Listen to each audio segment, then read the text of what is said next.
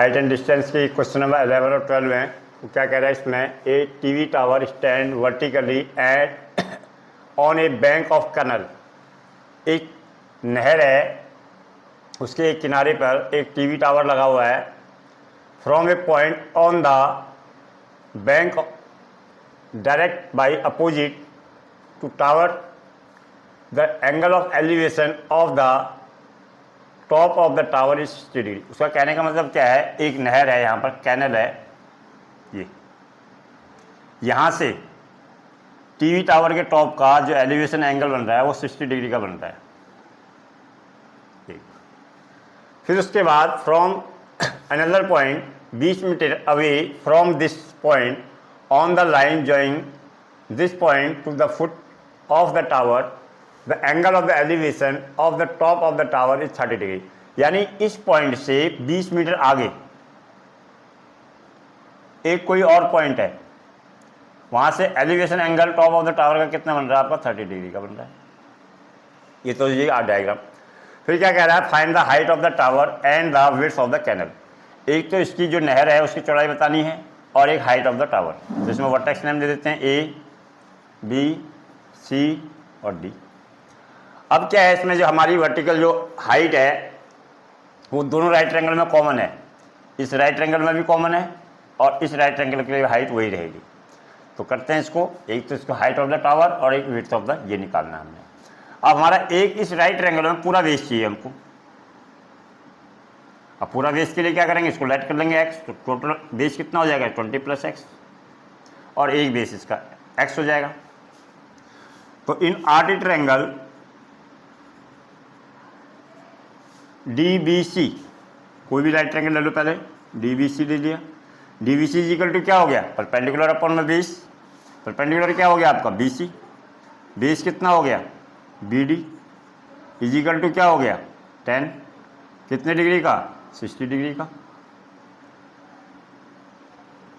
BC कितना late किया मैंने H और BD कितना लेट किया है X, 10 60 √3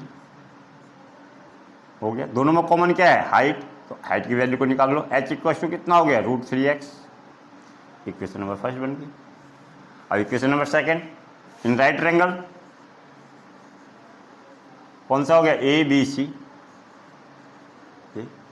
जब ABC राइट ट्रायंगल हो गया तो क्या हो गया, फिर वही सेम परपेंडिकुलर और बेस में है रिलेशनशिप।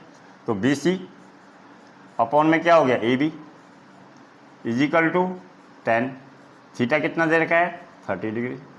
BC कितना है H, AB कितना है 20 + x इक्वल टू 10, 30 की वैल्यू 1/√3, क्रॉस मल्टीप्लाई करो। H √3 equal to 20 + x। यहाँ से H की वैल्यू निकाली 20 + x अपॉन में √3। ये इक्वेशन नंबर सेकंड होगी। अब कंपेयर करते हैं जी दोनों को। कंपेयर करेंगे, कैसे करेंगे, फ्रॉम फर्स्ट एंड सेकंड, क्योंकि दोनों का लेफ्ट इक्वल है तो राइट भी इक्वल होगा। पहली इक्वेशन में H की वैल्यू कितनी है √3x, सेकंड इक्वेशन में H की वैल्यू कितनी है 20 + x अपॉन में √3, क्रॉस मल्टीप्लाई कर दो। √3 कितना हो गया खाली 3x equal to 20 + x। x को इधर ले आओ, 3x - x इक्वल टू कितना हो गया 20, 2x बराबर 20 अपॉन में 20 और x की वैल्यू आ गई 20 अपॉन में 2। x की वैल्यू आ गई ये वाली 10 मीटर की। अब निकालना H, ये विड्थ ऑफ द कैनल निकल गया हमारा। अब निकालना हाइट ऑफ द टावर। तो किसी जिसमें आपको आसान लगता है उसमें x की वैल्यू को पुट कर दो।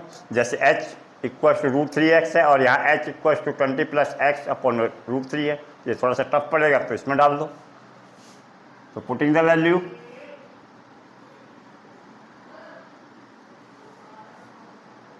Of x in equation first. Equation first क्या थी, H equal to √3x, x की वैल्यू कितनी निकली है 10, तो कितना आ गया 10√3 मीटर। यानी जो इसकी हाइट है वो कितनी होगी 10√3 मीटर की होगी। Next question, from top of a 7 metre high building, top of a 7 metre high building and the angle of elevation of the top of the cable tower, यानी एक 7 मीटर ऊंची बिल्डिंग है, ये बिल्डिंग है आपकी, ये वाली, ये बिल्डिंग है यहाँ से लेके यहाँ तक, इसकी ऊंचाई 7 मीटर की दे रखी है। इसके टॉप से केबल टावर के टॉप का, top of the cable tower, यानी बिल्डिंग के टॉप से केबल टावर के, ये केबल टावर है यहाँ पर पूरा का पूरा, ये केबल टावर आ गई पूरी, ये केबल टावर है। बिल्डिंग के टॉप से केबल टावर के टॉप का जो एलिवेशन एंगल बन रहा है वो 60 डिग्री का बन रहा है, और यहीं से टॉप ऑफ द बिल्डिंग से फुट ऑफ द टावर का, foot of the depression angle, अब यहाँ से टॉप ऑफ द बिल्डिंग से फुट ऑफ द टावर का जो डिप्रेशन एंगल है वो कितने का बन रहा है आपका, 45 का बन रहा है। अभी दोनों लाइनें पैरेलल है तो 45 का यहाँ हो गया, तो 45 का कहाँ हो गया, 45 का यहाँ हो गया। अब 7 मीटर ये है तो नेचुरल सी 7 मीटर ये भी हो जाएगी, खाली बचा ये पोर्शन, तो यहाँ से लेके इसको यहाँ तक एच मान लो, क्योंकि राइट एंगल शो हो रहा है यहाँ पर, वर्टेक्स नेम दे दो जैसे ए बी सी डी ई, यहाँ से लेके यहाँ तक तो टावर की और बिल्डिंग की हाइट सेम है, 7 मीटर 7 मीटर। अब यहाँ से ऊपर जो टावर है वो बचा हुआ है वो एच हो गया। अब एक राइट एंगल ये वाला हो गया, एक राइट एंगल ये वाला हो गया। अब इस राइट एंगल में और इस राइट एंगल में कॉमन क्या है, बेस। देखो ए बी इक्वल टू क्या है, डी। ए बी किसके बराबर है, डी के बराबर है, ये हमने कर लिया। अब हमारे को टोटल पूछा क्या है उसने, बी सी पूछा हुआ है, बी सी में क्वेश्चन मार्क आ गया। कोई भी राइट एंगल ले लो, ये वाला ले लेते हैं पहले, इसको लेट कर लेते हैं x. In right angle B A D, B A D, B A D में क्या हो गया, परपेंडिकुलर कितना है 7, बेस कितना है x, तो A D upon A B is equal to 10, कितने डिग्री का है 45। ए डी की वैल्यू कितनी है 7, ए बी की वैल्यू कितनी है x, 10 45 की वैल्यू कितनी होगी 1, तो यहाँ पर x इक्वल टू 7 मीटर, ये 7 हो गई। इसको इक्वेशन नंबर फर्स्ट बना लो यहाँ पर। अब ले लो ये वाला right angle. In right angle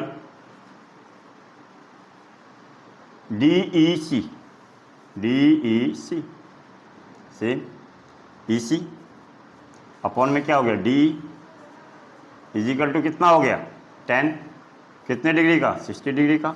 E सी की वैल्यू कितनी है h, डी की वैल्यू कितनी ली है हमने x, अभी इसको x ही रहने दो, पुटिंग द वैल्यू करने की जरूरत नहीं है। इज इक्वल टू 10, 60 की वैल्यू कितनी होगी √3, क्रॉस मल्टीप्लाई कर दो। यहाँ से आपकी जो x √3 is equal to h। अब यहाँ से x की वैल्यू निकालेंगे तो कितना हो जाएगा h अपॉन में √3, इतना आ गया जी। ये इक्वेशन नंबर सेकंड होगी आपकी। अब कंपेयर करो फर्स्ट इक्वेशन और सेकंड इक्वेशन को। मैंने पहले में क्या निकाली, x की वैल्यू 7 मीटर निकाली, दूसरे में x की वैल्यू ये निकाली है। तो from first and second compare करने से आ गया, x की वैल्यू कितनी निकली है 7, यहाँ पर x की वैल्यू कितनी निकली है h अपॉन में √3, h इक्वल टू 7√3, यानी यहाँ से लेके यहाँ तक की वैल्यू हमारी कितनी आ गई 7√3। अब निकालना क्या है मुझे टोटल BC। BC में टोटल क्या है, एक तो BE है और एक क्या है EC। अब BE की वैल्यू ऑलरेडी मेरे पास है कितनी 7 मीटर की, और ये कितने आई है EC की वैल्यू, ये EC की वैल्यू जो अभी मैंने निकाली है h 7√3, कॉमन ले लो 7, क्या आ गया 1 + √3, ऐसे भी लिख सकते हो आप, और 7/√3 + 1 मीटर भी लिख सकते हो आप, दोनों प्लस में। और